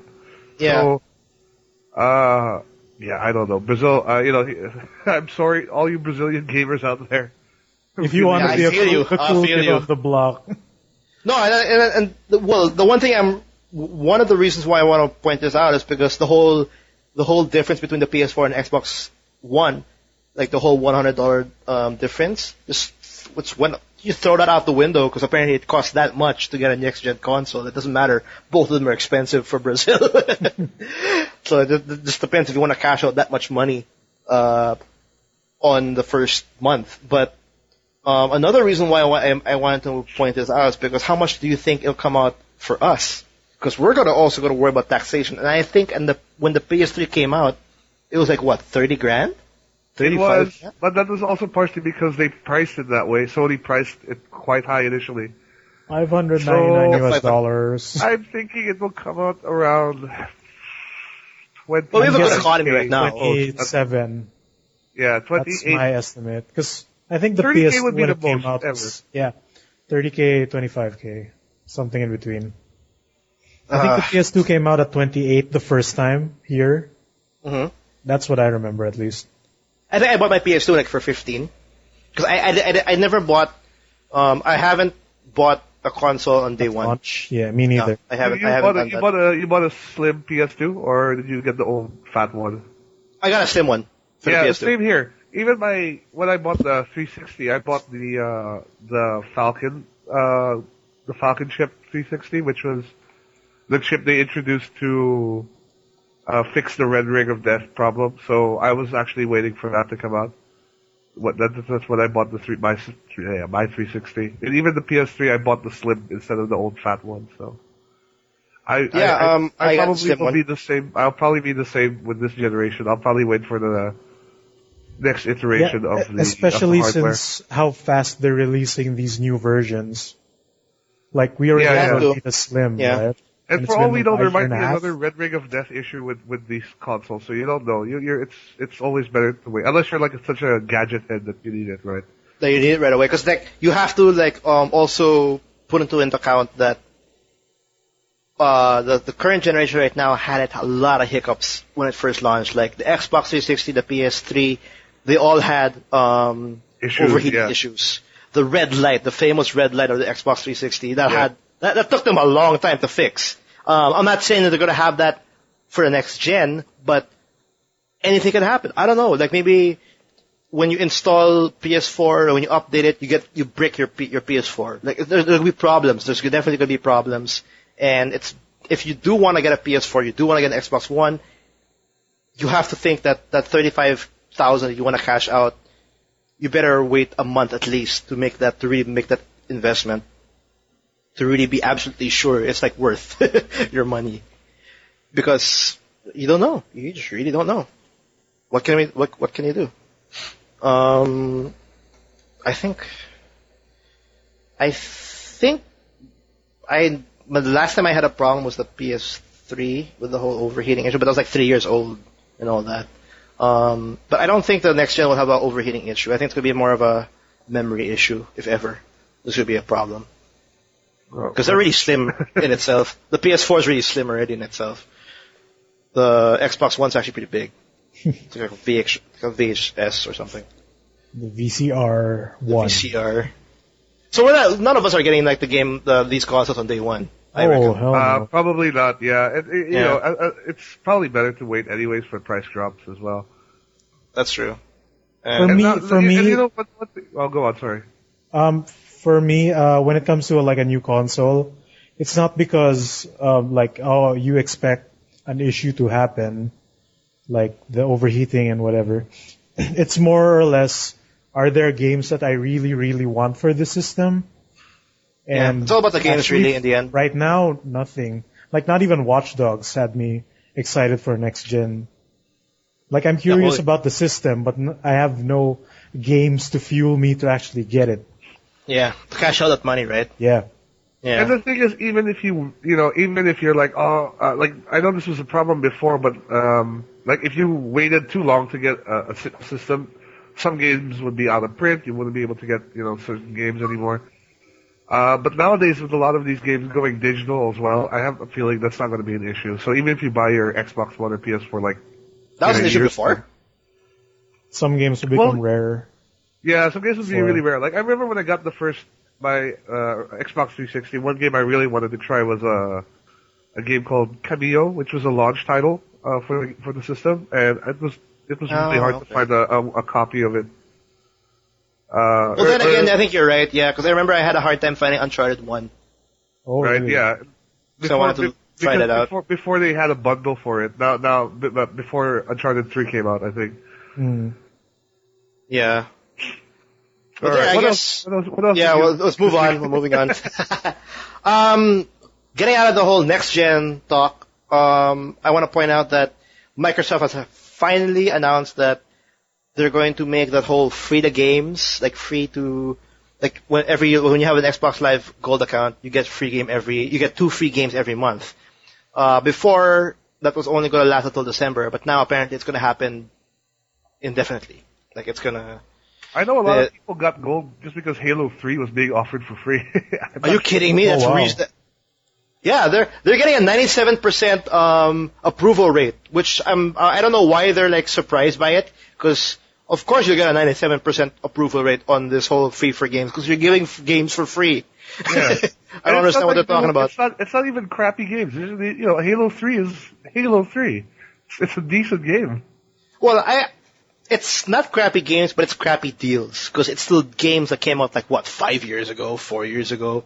In that aspect, it's kind of crappy, but yes, it's still a free game. It's still good games. Yeah. And Halo 3 is one of those games I think they made far too many of. Because you can still go on Amazon and find a collector's edition Halo 3 with the helmet thing readily available. What? There's a big abundance of Halo 3 merchandise everywhere. Of collector's editions, sitting around somewhere. No, but it's no surprise, but apparently, yeah, so whoever has an Xbox 360 and decide to go Xbox Live Gold, expect 2 free games every month. But don't be that excited, because it depends on the region lock. If you're in the Philippines, you won't get all of it. That's my problem right now, because I can't get Halo 3, sadly. It's error. I see an error every time I try. Oh, well. It's yeah, oh well. I did get that whole Clash of Heroes thing for free, which is pretty cool. It's still a free game. But I think I'm gonna try I have a sister in the US. I'll try to ask her to get Halo 3 for me. Maybe it'll work there if she logs into my account in the US. But yeah, it's gonna be a regular thing now for the Xbox 360. But they never mentioned anything for the Xbox One, which is kind of a letdown, because the PSN Plus, they're gonna continue that for the PS4. Like on the get-go, when the PS4 comes out, they're gonna have free games every month. So I think that's gonna change, though. Microsoft does, with their whole 180 degrees on the Xbox One, it seems like they're still kind of getting their shit together for the most part. And I actually have a feeling when this is gonna affect them once launch happens. Like, we'll see that there's a lot more inconsistencies with Microsoft's strategies and their offerings than PS4 rather would probably be a lot more consistent. I'd be so pissed off if they offered me a free game from the free with games, a Kinect game, Kinect Adventures. I'm like, I don't have a Kinect. You expect me to have a Kinect? Dude, I'm sure they will, because they've been pushing Kinect down our throats since the damn thing came out. Right? Yeah, I know. Fuck. But anyway, yeah, that's happening. What else happened? 3DS is actually doing so well, apparently. Thanks, Pokemon for the win. Yeah. It's the best-selling console in the US for the 5th consecutive month. Interesting. And that's basically, I think that's mainly due to Pokemon, especially since it was released last. Is this considered with Pokemon? Because it's like for the 5th consecutive month. I think it's gonna get even higher on the 6th, because Pokemon X and Y is out, People as were well just as the preparing 2DS. for Pokemon. Yeah, and I should have done. I think everybody's jumping on the Pokemon X and Y train, because Yeah. they're saying it's a really good game. Arlie got the 3DS XL already with Pokemon. Actually, there's a special 3DS too with like a Pokemon design on the thing. I don't know if it's available here though, but It is. It's going for, I think, 11.5. one question I have is that number taking into account 2DS sales, because technically it's sort of the same system. I don't think it's a 2DS yet, because I don't think they have the sales yet of the Pokemon X and Y as well as the 2DS, because it just came out October 12. Maybe next month. So Or- maybe next month, maybe a couple of weeks, we'll see like how X and Y is actually doing. If it's like doing well against, for example, GTA 5, or I don't know, like I don't know how it stacks up, but it's definitely a success for Pokemon X for Nintendo already in itself, because for one, it's a good game, and two, it's definitely past maybe a couple of millions already with Japan alone. So yes, Nintendo's having a horrible time with Wii U, but overall they're still doing well as a company. Like they still have that 3DS doing really good. What else do we have with news? I think we pretty much covered all the important stuff. Crap, gotta say it again. GTA 5. I'm just getting mad because Grand Theft Auto 5 just finds its way back into this podcast. Eurogamer confirmed the PC release for GTA 5 is on the way. So, PC gamers, here's your chance to get it. Yay. You were excited. You were actually pissed off about that, right? Like, you were actually you should have waited. That's what you were saying. Yeah, because I think I've always thought Grand Theft Auto plays better for me on a PC. Like I really? find it's for I'm me sure it'll more look amazing on the comfortable to play PC. Yeah, I'm sure. And imagine all the crazy like tweaks and mods people are going to make for that too. And the improved frame rate.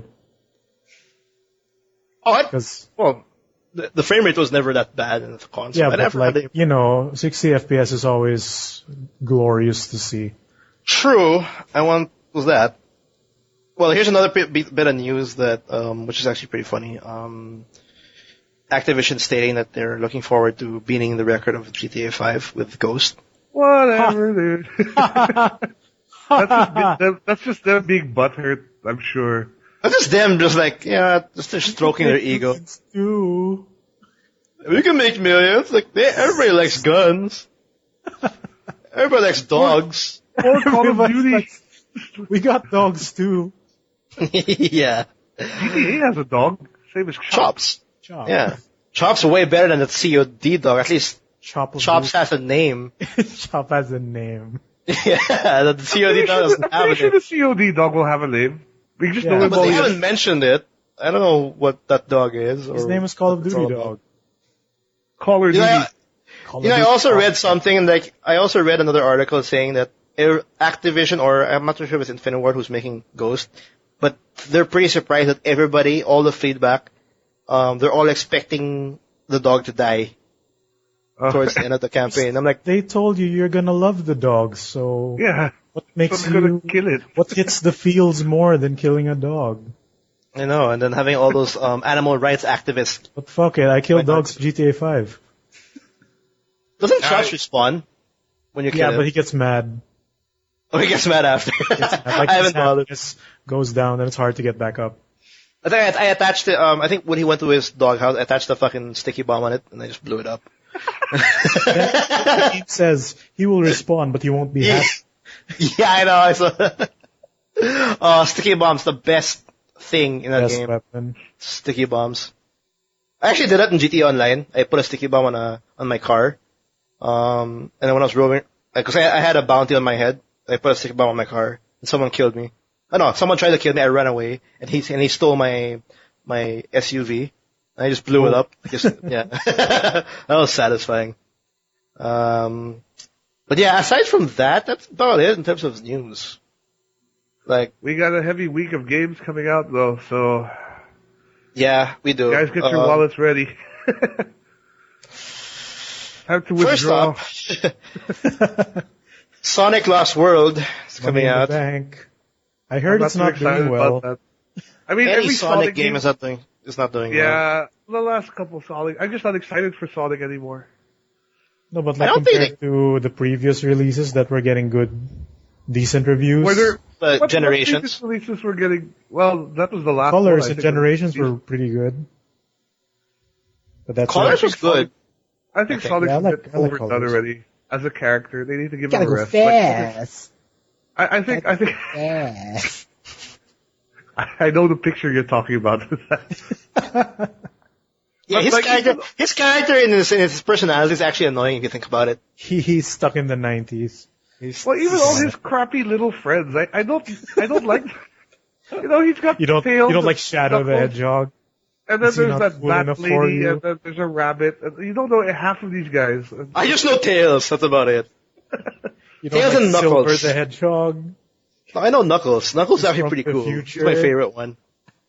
He's from the future? Oh, you know what you should play for Halloween? What? Sonic 2006. The one where he turned to a werewolf? No. What? The one released in 2006 for the PlayStation. Why? I'll show you why. Okay, is it scary? Is it that scary? Yeah, look up Sonic Goes for a Walk. Okay, wait. I'm gonna write that down on a notepad so that that's something I'll do right after the podcast. It's the scariest thing you'll ever see. Sonic Goes for a walk. Goes for a walk. Sorry. What else is coming up? Batman: Arkham Origins. Who's excited for that one? I am. I'm looking forward to that because I really enjoyed the last two Batmans. Yeah, same here. The last Batman, I didn't bother finishing up all the Riddler things though because there were just way too many and I got bored after a while. But That was just a lot. Like in Arkham City, like I think the developers were just getting like, okay, we're done with the game. Whoever wants to add more shit, just add more they shit. get the Riddler challenge. Yeah, I know. And then like, I remember one time I was like doing the Riddler challenges, and like, why am I doing this? Like, it's just a waste of time. I don't want to do this anymore. But I am excited to see how they treat a lot of the more obscure Batman villains now. Like there's Copperhead, there's Firefly. No, and I like how they present them too. Yeah, exactly. They make it actually interesting. Like before, like they're like fodder, but now they're actually. Like I kind of want to know more about Copperhead. I kind of want to know about Black Mask, for example, and stuff like that. And Black Mask was in Arkham City though. He got tasered. Yeah, but now he has a more defining role now, which is actually pretty cool. Yeah, I know. But do you guys I'm excited for. It's weird though. I'm actually pretty excited about the multiplayer. I'm curious to see how that will turn out. I'm tentatively curious because it might be Curious. really good, it might be really bad. You know, it can go. Yeah, exactly. It could be one of those things. It'll be It's like a one of bunch those- of people. There's gonna be like 10 people going, "I'm Batman," you know. No, They're gonna troll on the mic. I'm Batman. that's Then not Bane will actually turn how it around, what works. the fuck, man? That's not how it works. Actually, the multiplayer's like two sides, like two thugs, like Joker's thugs and Bane's thugs. Versus it's them versus the other group versus the Versus Batman. yeah. So it's like three sides. So it's Like like Splinter Cell's what's that? Spies versus Mercs? Yeah. Or something similar. Well, it's something to do in that aspect. It's just like more like a three-way. The thugs. With Batman. It's literally a three-way with Batman, and the thugs will have to capture a certain point, and then the thugs will have to stop them or whatever. And then Batman and Robin, what they have to do is stop the conflict. So basically, there are two people who are going to play as Batman and Robin. Yeah, two people can have a fun time while the others will be forced to play Gears of War style. Yes. And see, So- the guy who's going to control will be like, "I'm Batman." Yeah, he'll tell him, everything- I'm Batman. Oh, I'm Batman. Look behind you, I'm Batman. It's gonna be weird. It's definitely gonna be weird, but I'm kind of curious on how it's gonna work because I'm always curious when a company forces a franchise to put multiplayer, just like how Assassin's Creed was forced to put multiplayer on Brotherhood. Like I wasn't too excited by it, but I was curious because I wanted to see how it worked out, how they executed it, and I didn't like it. And You know what to I be mean? fair, the Assassin's Creed multiplayer is kind of interesting, actually. At the start. It was interesting, but no matter what, from Brotherhood all the way to Assassin's Creed 3, Yeah. it's always like I played it once and I'm good. I don't have to play it pretty ever much. again. Yeah. Speaking of Assassin's Creed, next is Black Flag coming out on Yeah. October 29. Jeez. I'm not excited for that at all. I'm not gonna buy it at all. Well, Sorry. I'm excited for more naval combat because that was my favorite part in 3. The Same. naval. That's Assassin's probably Creed- why they made 4. Most likely, yeah. Yo, people like this boat shit? Let's do this. Exactly. They like them Pirates of the Caribbeans too, right? I don't believe that the whole idea, because they were saying that they were developing Black Flag alongside with 3. Yeah, I think that's 3, yeah. bullshit. I don't believe that because they're because 4 is all about the whole pirate and piracy and ship battles. 4 is all about piracy. It's all about pirates. No, it really is, and Yeah. I really doubt this that they went for that project without knowing the reception of that 3. small aspect in 3. I don't believe that. I don't buy that. I'm wondering though, like, the whole Desmond storyline is getting really tiring. I hope Is they. Desmond still a part of 4? No, he's not. Oh, Yeah, he's good. not now. They're not meant I'm not gonna spoil because I finished Assassin's Creed 3. Literally, Assassin's Creed 3 is literally the end of Desmond's story. Oh, And really? I Okay. won't spoil it. Something happens. Desmond's story completely ends. But that And story perhaps I'm thankful for that because Desmond's story was really bad. it was bad ever since 1. Yeah. Ever since 1. I could have done the whole game had it gone on without any of that bullshit Yeah, sci-fi thing. animus stuff. Yeah, it would have been It could have been its fine, own. Yeah, I don't understand why they could have just made an Assassin's Creed, Templar versus Assassin. That's the story. Here's another protagonist. Blah blah blah blah. No Desmond. Yeah. I don't. I don't know why. But Ubisoft is so stubborn. I don't know. Desmond's story is already ended, but they still include the modern day in 4. Oh, really? Which were also Is it the a new weakest guy? It's not a new guy. It's you're playing as yourself What the What do you- fuck? in first person. In first You person. make your own guy now, so like you're. No. It's not that. It's like you're not. There's no character to progress. There's no character to create a story. You're walking around Abstergo as a first person, in a first person view. So And it's not Abstergo the company. It's Abstergo Entertainment, What the? What? and that means they're actually it's Abstergo, like a game developer company. They're making a game. What? Oh, and then they use the animus, and then you're playing the Something game as like- they make the game. I don't know. I don't know. It's something to You're- that You're point. in a game.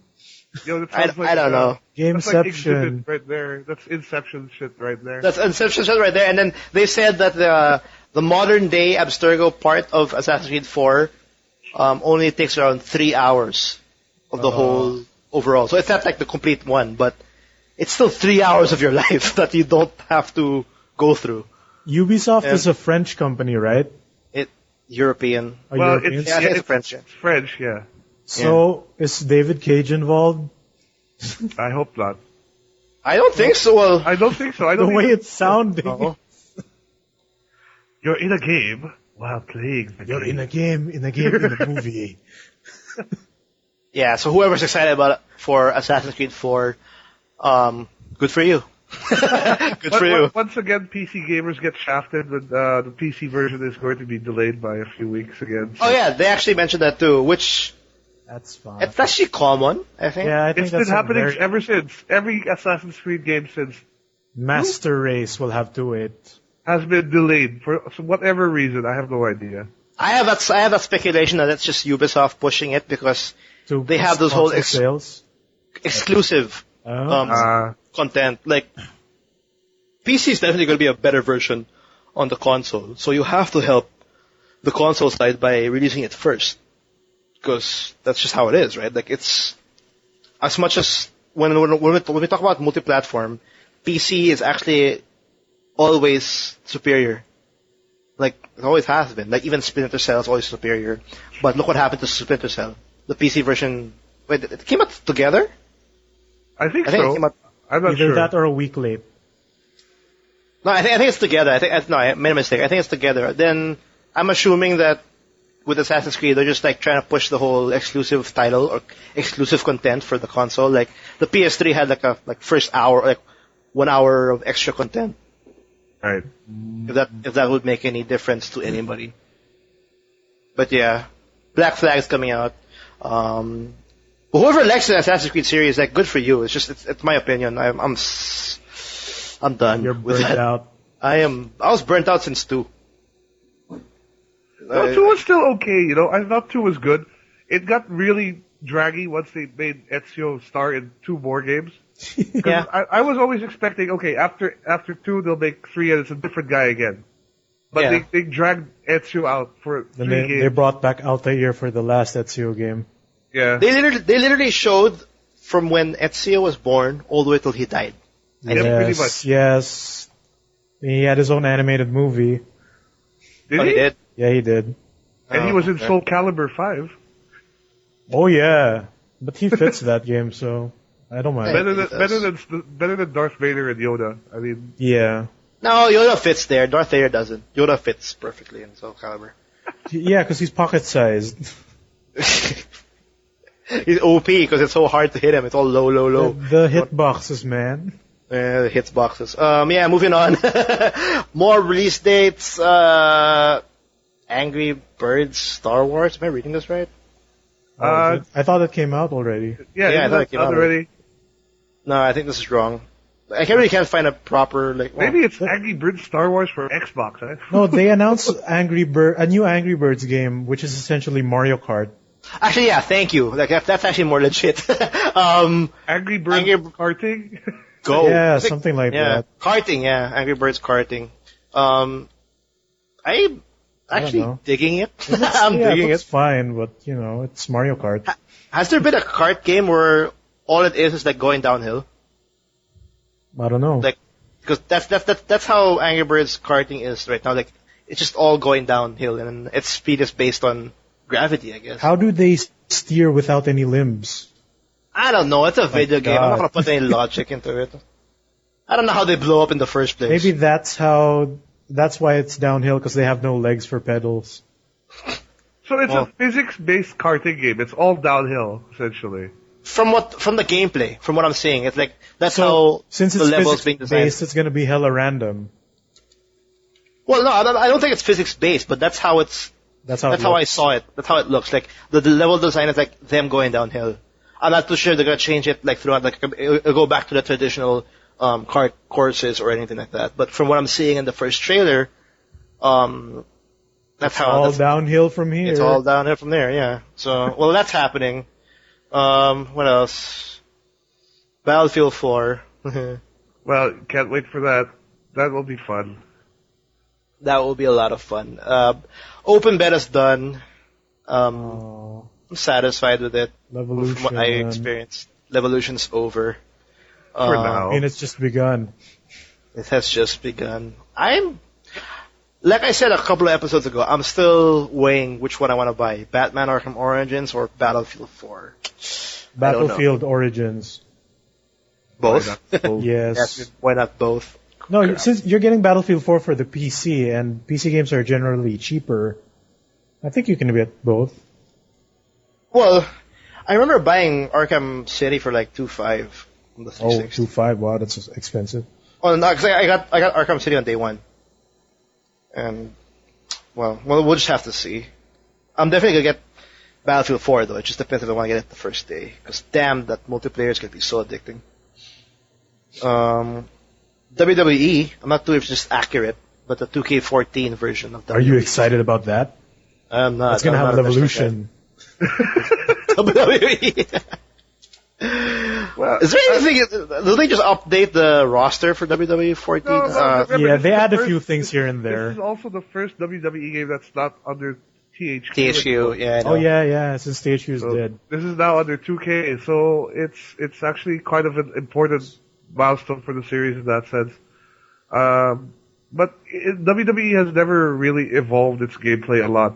It's falling into the sports gaming sort of trope where they just release one every year with roster updates, a few small changes. But yeah, the logo looks exactly the same as NBA 2K14. It's just they put the W logo. Yeah, I saw the font for the numbers. Yeah, it's exactly the same. They just have the rock in front. That's about it. And the rock. Yeah. Change the W. God, the rock. One more game that's coming out that I think we haven't is Phoenix Wright Dual Destinies. Yeah, 3DS. Oh yeah, for the portables, yeah. Time to bring on the justice. October 24, that will be. Digital Nice. download for $29.99 on the 3DS eShop. Or if you live in It's Japan. a good time. Yeah. It's a good time to have a 3DS. console right now, like a 3DS, yeah. Or a 2DS. I would agree. Or a 2DS, yeah. Yeah, or a 2DS, because I think like Professor, that's a good title to get, and then Pokemon X and Y is out.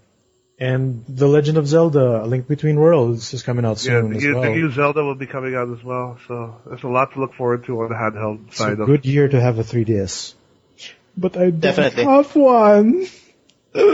So sad. I'm actually considering of getting a 3DS. Like I was actually dreading, but Yeah. just seeing what's in front of me right now, I don't think I can. why don't you get a 2DS and then you can tell us how it is? That's what I'm actually planning to do, because I'm gonna sell Beyond Two Souls and put it into my little jar that says 2DS Fund.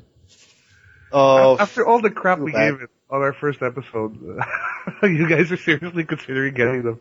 No, I'm not considering the 2DS. I'm considering a 3DS. I said it looks comfy. And I didn't say the 2DS. I said the 3DS XL. 3DS XL is gorgeous as well. What I've actually heard regarding the 2DS, it feels good in the hand. Like people have been saying, it actually feels like you can hold it and it won't break. Yeah, but I'm not gonna take a picture with it though. It looks horrible. It would be embarrassing to hold out in public. Yeah, like I have a 3DS. Like, Pokemon? No. are you holding your nephew's Game Where did Boy? you get that Fisher Price? Why are you holding a doorstop? Wow, is that a Game & Watch? Game & Watch. Oh, we're horrible. We're horrible The people. Game & Watch had the dual screens first. Yeah, exactly. I had Game a & Watch Donkey Kong that had dual screens. Man, Tiger Electronic the has Tiger Donkey Kong. Electronics, holy shit. Oh my god. They're back. They are The back. vengeance. Gotta get that Lion King. I want to play Pokemon X and Y. That's why I rewanted it. That's the only reason. So Gotta get that Torchic before January, son. the what? The Torchic, the free Torchic. They got these event Pokemon things where they're only available for a certain amount of time. Oh, those little deals. So stupid. But yeah, I think after that, that's the end of October. We're not going to touch November because November is going to be crazy. We're talking about... big with all the new consoles coming out, so that'll be interesting to see. Yeah. We actually, what we were discussing this over the break. We'd like to do a little retrospective on this generation for November as a sort of farewell to the old as we welcome the new. Yeah, or a little bit of a throwback of like the past consoles, Sony, Nintendo, sure, Xbox, Microsoft, and everything in between, like Sega's attempt with the Dreamcast, and its failures. We're definitely going to cover that in November, and then I guess in the second week and the third week when the consoles are out, we'll discuss how it went. I guess how it We'll get shaped up. How we're gonna get data from that. Alright, that sounds fun. Yeah. But next Sounds week, like a let's plan. look forward to, we'll finish off on our survival horror series. Yeah, we're still gonna continue that. Rarer or more obscure, franchises, Fatal Frame, Dead Space, Clock Tower, as I mentioned. There's probably more I'm missing. Yeah, we said that like 3 times already. Those 3 titles. That's the only ones that can come off the yeah, I top. know. Right now, yeah, same here. Alone in the Dark. Oh, wait, we actually talked about that We already. can talk a little bit more about Alone in the Dark, because, The games took a drastic change early on. Can I put Dino Crisis in this? Sure. Yeah, sure. Why not? Why not? It's It Resident wasn't- Evil. It dinosaurs. wasn't scary. It wasn't scary. I just like the fact that I'm fighting dinosaurs with a red chick. I don't know. It was scary. I remember there's one scene you're like in an office and the T-Rex just like pokes its head in the window and you're like, oh crap. There's a T-Rex. What about Dino Crisis 3 where you're in space? Oh, they had Space dinosaurs. Oh, I forgot about Dino Crisis. There was a 3? Really? Yep. I think it was on Xbox, the original Xbox only. On the gotta buy it. Xbox One. I gotta get... That's horrible. That sounds hilariously good. Awesome, actually. I know. It's but Dead Space before Dead Space. DLC content Raptors. Yep. In space. Wishes for the week. Cut it out already. Migs, you want Yo. to start that off? What's your what? thought? What's your wish of the week? Oh god. Wait, I forgot. I don't know, because you're saying Raptors, like, I'll just throw a Raptors. curveball. I wish I had a 3DS/2DS and or Pokemon. Because you want to play that Or Pokemon. even just the cartridge and I'll just borrow a 3DS and get that damn Torchic. Oh, okay. I love me some fire Pokemon. Gotta get me. I love the whole Mega Evolution, by the way. Oh, if I were to get a version, I would get X. Because X has the black Charizard. Oh, really? The Yeah, those Mewtwo that Mega looks like Evolutions, Dragon they're pretty Ball. rad. They're pretty cool. Will, what about you? I wish my cold would go away. Sorry guys, I've had a cold this whole episode, so Yo, I I got don't some sound- drugs. yeah, exactly. The sickness that we can't cure. It'll just go away. I don't have to Chicken do soup it. for the soul. Chicken soup. Oh, man. I want some chicken soup. Me, I want to play this. I wish I can find the really, really cheap Silent Hill Downpour. Downcoming. Why did you check it? I want to hunt. Download it. I'm sure you could download it. It's expensive. I still don't want to justify it like a $40 game. Oh, right. I'm sorry. Like I kind of want to play Silent Hill, but I also don't want to Spend full price. No, I don't want to regret spending close to full price and then like in case it sucks. Yeah, like 950 pesos would be good. Like I said in the break, like I saw a PS3 version for 950. Like why couldn't a 360 version have? Oh yes, of course. It's not that famous here. The 360 in the Philippines, they won't have a great library. But yeah, I don't know. I wanna try it. I wanna try that Downpour. I wanna experience Silent Hill all over again. Yeah, that's it. That's us wrapping up by throwing out our wishes. Santa Claus, I've been good this year. Give me the Pokemanz. Pokemanz. The Pokemanz. Pokemanz. Gotta catch 'em all. That's it for this episode. Yep. See you guys next week. Yep. Do check us out if you want to check out more of our impressions in our website, www.toomuchgaming.com. That's 2 with the number 2. You can check out Miggy and his Let's Plays. We'll send the link on the descriptions below. Which we have a Resident Evil 6 Let's Play of Leon's campaign over there. Yeah, if you don't want to. If you want to see how bad horrible. RE6 is, we fight the shark, guys. Oh, you got the shark there? Awesome. We fight the shark. I want to see that. I don't understand this shark thing, but I'll check it out later. You can also email. Do you remember in the first Resident Evil, like you go in the basement, there were sharks also, like flopping Yeah, around? but like you're not going down a slide shooting at it. Shooting it in the mouth. Resident Evil sharks on the ground. You know there's a movie. Oh wait, no. Let me just say it before I say that. What Are we gonna plug Sharknado? No. There's something even better. But before that, I'll say that if you have any questions or concerns regarding the TMG podcast, you can email us at thetmgpodcast@gmail.com. Any questions, any suggestions, it's fine. Just throw it. Or if you just want to say how nice the day is, go for it. How much RE6 sucks. Or how much you love RE6. There's gotta be someone out there. There's gotta be someone out there who likes it. Yeah, so, those flavors. You guys don't know what you're talking about. The best game I ever. heard the DLC for RE6 did a better job than the actual game. But What it DLC still has was there? to. I mean, I was so unimpressed by it. I didn't even look at the DLC. Like, is there new missions or a new campaign? No, I don't want to play that game ever again. Well, yeah. But yeah, that's it. The movie I wanted to talk about is like, it slipped me. It's Shark Avalanche or something like that. Like Sharknado? Shark Avalanche! No, it's There's another one? it's a shark combined with avalanches. Like there's like sharks in the ground with snow. Look it up. Shit ever, dude. There's Sharknado. There's Ghost Shark. Is that the rumored sequel to Sharknado? I don't think it's a sequel. I think it's a spin-off. Like since there's a shark and a tornado, they should call it Shark Food or something like that. they're gonna put sharks in every natural disaster we have in the world. I think volcanoes will come next. Resident Shark Evil. Oh god. Well, that's. I think I'm gonna start naming our podcast, and I'm gonna put definitely Resident Evil Shark. The Shark. The Shark Show. The Shark Show Punching a boulder with sharks. with Chris Redfield. All right, let's end it here.